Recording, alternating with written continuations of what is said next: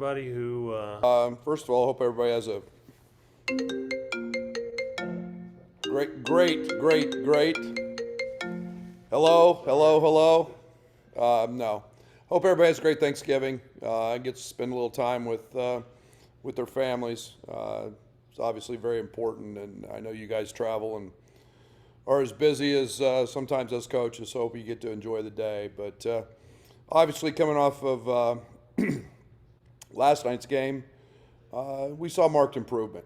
I think the one thing that I keep reiterating, I talked about last night, is how proud I am of the locker room. They're trying really hard to be a really good team, and nothing's come easy to this point. Obviously, a lot of injuries and Kofi's suspension, but we're guarding. We're playing well enough on that end. We out rebounded another Power Five team, 16 or 18, whatever it was yesterday. Obviously, some areas that we've got to clean up are the turnovers, and then I was disappointed. I don't think we're in great shape yet. Obviously, Kofi I think was 9 of 10 at the free throw line and struggled a little bit down the stretch.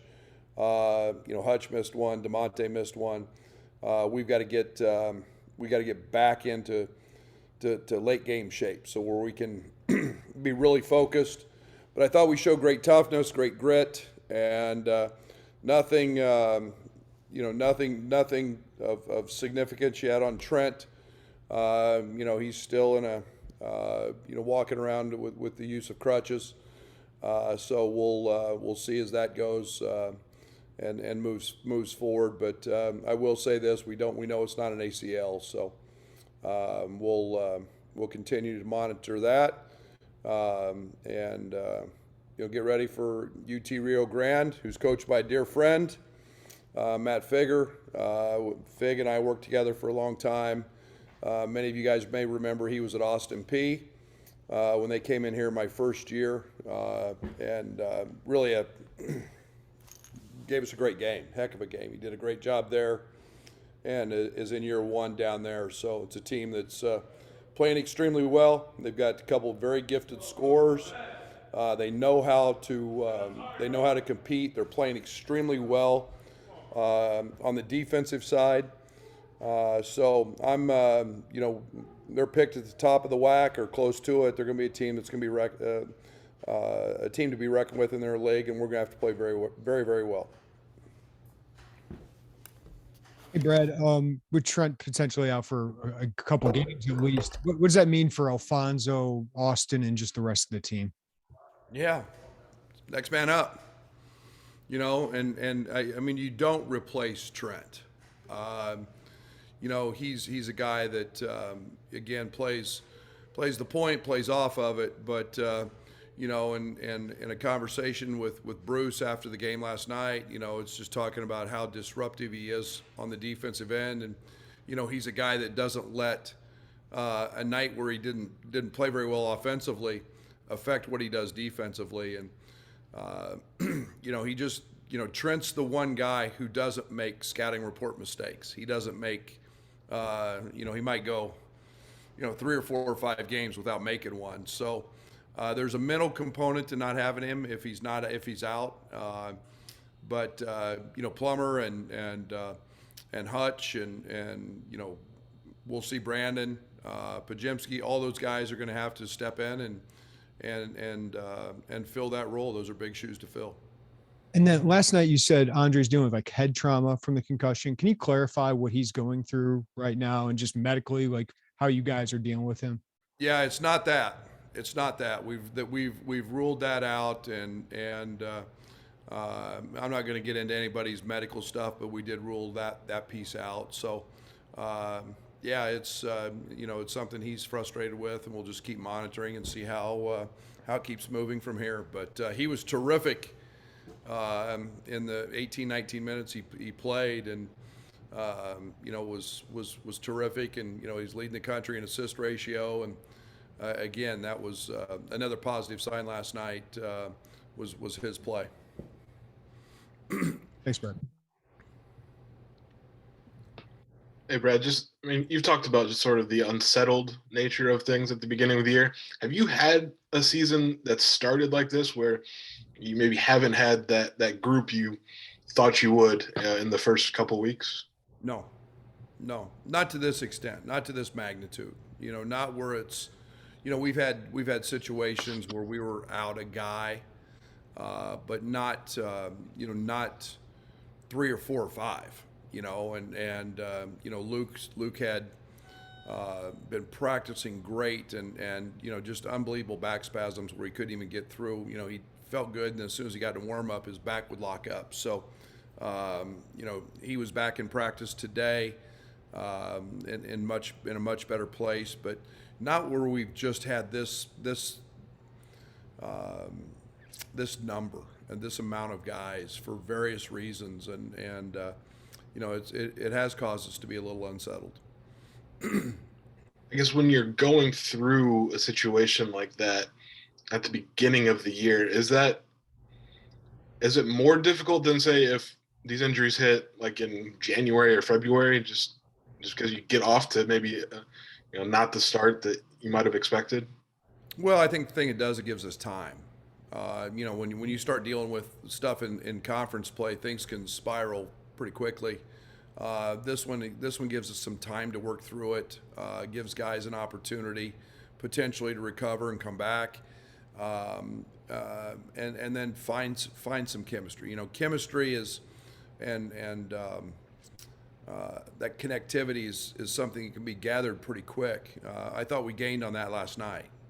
But again, last night I felt was the first night where I could coach, and put guys in positions to score baskets and put Plummer in situations to continue to get him shots, to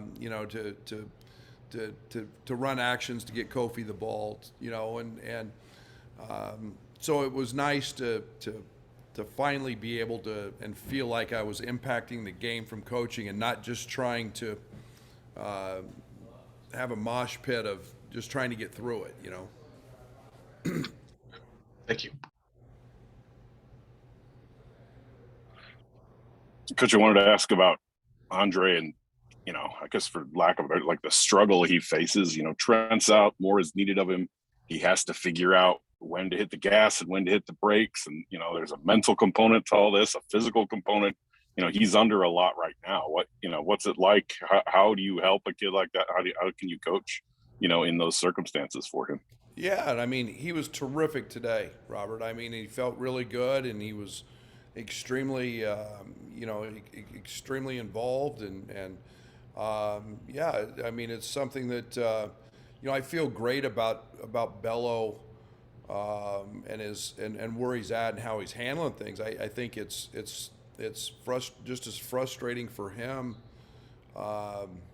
to not feel right, or I guess that's the right word. You get the best way to put it. But he wants to be out there, and it was, we'll find out what's causing all that. But he was terrific today, and we'll hope those days continue. Have you had conversations with him about, every day? Like, it's a huge burden for a kid to carry of, Yeah. how to go through that, and it's a lot he's going through. So He's in a really good place. I felt really good after today. I felt really good after the game last night because, it was, even though he wasn't an active participant in the game for most of the second half, he was still very involved in the bench, and he was a great teammate, and he was, helping Hutch, and then our conversations today was terrific, and our workout was terrific. So we'll hope we're gaining ground on it. Thanks. Hey, Coach, what's been your message to a locker room that's not playing their best basketball early? I know in previous years you had that, and then it clicked into place. I know different circumstances with the injuries and everything, but is there anything you could take from those past experiences and try to use and try to give them a peace of mind? Yeah, my teams usually don't play very well early. For what I mean, you look, and I don't mean that in a bad way. I think we try to, might be on me. I mean, I think that, injuries are obviously a piece of the circumstance this year, but, we're trying to figure things out. We're trying to get it right. And, I do that choosing to play a really hard schedule and challenging games. But I still think it's how you learn who you are. I think this team is trying so hard. I mean, I was really proud of them because I'll be honest, I didn't know, we were at a tipping point. I didn't know where our fight was. And, I felt great when Kofi's waving to the crowd and getting them going. And it was such a positive vibe. And this group is trying. And then to get guys jumping up, making shots when, you made 2 in the previous game. And those are the little things I take away. And then I know that, hey, it's a long season. We've got a long way to go. We've got a lot of league games left, and we're inching up on it. And, if we keep playing defense, we're second in the country in DER. We're 6th in rebounding. We keep doing those things, we're going to give ourselves a chance till it all kind of clicks and falls together. And it'll do that. It'll do that. Thanks. Brad, I guess my question is along the lines of what you were just speaking about. When you do get it figured out, when it all does start clicking, does it need to look like it did last year in terms of pace and scoring and all that? Because, scoring's down, but I think we understand it's 5 games in and the injuries. And as you said, you're trying to figure things out. So is there a kind of a basketball goal you're trying to get to match what you're doing last year, or can it be different? No, it can be very much different. And I think I think the one thing that I've tried to do throughout my career is adapt to whatever fits. And we've got to get the turnover bug figured out. Most of the turnovers are careless. I think we're 36th maybe in offensive efficiency. And you take away our turnovers and move us in a position where we were last year in turnovers, and we would be in the top 5. And the turnovers and the missed free throws have been a problem, but we're clipping along at a 1.1 point per possession, and I'll take 1.1 at any pace. And we knocked the turnovers down. In a 64 possession game like last night, you cut those in half, and all of a sudden, that becomes pretty efficient basketball. And so I'm comfortable with it however it has to be. Would I like to be a little bit faster? Absolutely. When you're short some bodies and some guards who make a lot of those things happen, it's not as easy. And yet last night, our pace and our thrust broke that game open. So it's we're going to continue to keep striving for it, and we get guys back, we'll be in the right place with it. And just following up on what you said earlier about legs in the late game, were you talking physically or sort of the mental? Both. Late game? Both. You can be when you're tired.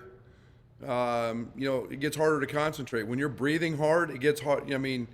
Free throw shooting, when you're breathing hard, your head moves. You got to keep your eyes focused on the rim. Little things like that. Poor Austin Hutcherson. He played 20 minutes last night, and he hadn't been in practice 20 minutes.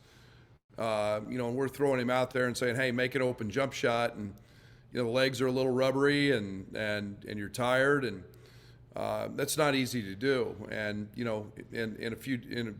next time out, next couple times out, he'll make those shots, and he'll make those free throws. But we've got to get Kofi's been out a long time, and he's got off to a great start at the free throw line, and that was just conditioning. That was just simply being in good enough shape to step up and make those. And he's that guy this year. I want to be able to throw the ball to him against a press, or throw the ball to him in a late possession offense, and not worry about him getting fouled. Good stuff. Thank you. Hey, Coach, obviously through these last 2 games, you've had a couple different times or instances where you've gone 2, 3, 4, 5, even 6 minutes without a field goal. What do you think that is being caused by right now? Turnovers. It's hard to we started the half with 3 turnovers in a row. You can't score if you don't have the ball. And, I think it's no matter what, we threw 4 horrific post passes, just horrible. We can't do those things. You got a player open, you got to do that. We played a little bit sped up. We'll get that. Offense is like a fine-tuned piece of machinery, man. It's got to hum and it's got to be perfect. And then when one piece isn't synchronized and playing right, it gets hard to score. And again, I didn't expect that last night. I didn't expect to be a fine-tuned machine. We're moving a lot of guys around, and obviously at the end we don't have, Trent or Bello. So, but I thought, our offensive efficiency was pretty good for even considering the turnovers. We were 1.1, so I'll take that most every night. Yeah, and then I also kind of wanted to follow up with Hutch, and I doubt you're going to share his minutes restriction for obvious reasons, but he seems to kind of show a lot of flashes, but then also kind of be fighting off some rust, or at least he did last night. Where do you think he's kind of at? I know you said in the next week or 10 days he's going to be ripping the rim down, but what's the next step in him kind of developing here? Yeah, it's just comfort. I mean, like he hasn't played in 2+ years, and you don't just go out there and see a different colored uniform and you feel different adrenaline, you feel different excitement, you feel you get tired quicker. There's a different pressure on, and it's just kicking through that. He's got an unbelievable temperament and personality. He's been way better than I anticipated early. Way better. What he's trying to do is not easy, and he's knocking it out of the park with his what he's bringing to us, and not just on offense. I mean, his defense has been. He made one scouting report mistake last night. He helped out of a corner on Nigel Pack, but man, he's been tremendous. He's got a chance to be an elite defender, as well as a guy that's a great threat on the offensive end. Thanks, Coach. Happy Thanksgiving. Thank you. Hi, Coach. Expanding on what you said about some early season struggles over the years, is there some self-reflection there on how you approach the preseason? Do you need to scrimmage more, install more, anything like that?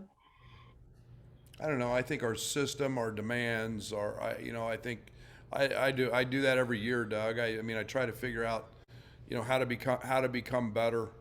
I don't know the answer to that. I also know I like the end result, winning a lot of games in February and March and January, and I like finding out who we are. I mean, I could play a bunch of home games and play the Joey Biggs Invitational and not go to a tournament, just get a bunch of bye games here and win and feel good about ourselves. But I'd much rather get punched in the mouth, find out who we are, and be able to deal with it and move forward in that fashion than just take a cupcake city, attitude and say, hey, we're going to win a bunch of games, but man, all of a sudden we get in league play or we're on the road and we don't have any identity how to handle it. The other thing I wanted to ask you about was high school basketball kicked off, the holiday week. Have you got some reports on how your 3 kids in the 22 class have been playing? Yes. Yeah. Yeah, Can you share those with us? We've gotten off to a stellar start, and no, it's been really good. And Ty had a big game the other night, and just a couple quarters. They said he was electric offensively. And Jaden's been putting up huge numbers. Huge numbers against top quality competition. And then we're just getting started with the season. Excuse me. Man, we're just getting started with the season in Ohio, so we're right around the corner there. But yeah, we're excited. This is a good group. This is a talented group. Man. Thanks, Coach. Excuse me. Coach, I wanted to ask you about Hutch and the idea of just trying to not overload him, and just the idea that you're I mean, I know you in the preseason, you talked about him being on the ball if you needed that too, but is there a point where you're just trying to go, no, like I don't want your head spinning by the time Christmas rolls around here. Or I don't want you overloading too much as you get back in this thing. Fire drilling him last night is one thing, but do you have those thoughts? Yeah, here's where I feel really good about. One, Hutch has been in a lot of practices that first year. And so he's got a really good idea of what we're doing and what concepts we are. Secondly, he's really smart, and he knows every position, And so I don't. The execution may not be great yet because of the timing that takes, but. Yeah, I mean, to say I don't want to overload him, I don't. But it's like I told him a couple days ago. I said you're going to have to play a couple spots, and that's just the reality of it. And he's got the perfect temperament, and I don't feel like overloading him is that big a deal. Where some guys I just can't do it, can't do that with. Thanks, Brad. Appreciate it. Brad, I had just one question for you about Matt Figger. He had a really good run at Austin Peay. I was just curious what you thought about him, leaving to take the Rio Grande Valley job. Yeah, I think there's a lot of reasons coaches make choices and decisions, and I think I don't know the particulars of certain things. I know that the athletic director down there at Rio Grande is a guy that I know. I knew he was looking for a head coach. I think there was a connection there that was very comforting for Matt. But the WAC's kind of an up and coming league with Grand Canyon and New Mexico State, two really good teams. They've added the Texas schools. But he's a terrific basketball coach. I think he made a decision that he felt was best for his career and future, and he's just going to keep on winning games and being a really good coach because that's what he is. Hey.